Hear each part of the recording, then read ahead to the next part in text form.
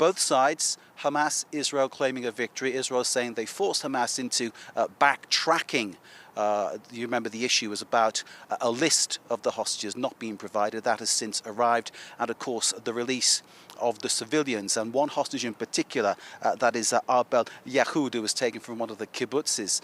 A video has been released of her by Palestinian Islamic Jihad, in which she calls for the ceasefire to be respected and for everybody to do their bit to make sure that peace manages to reign over the Middle East.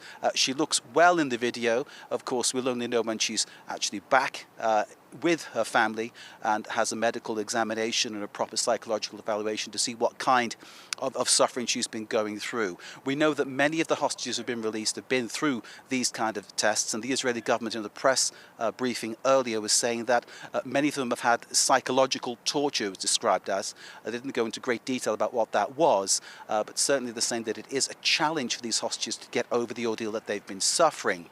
On the other hand of things, you can look at the Palestinian prisoners who have been released, and there was one who's being interviewed by a New York Times journalist not far from where I'm speaking to you in East Jerusalem.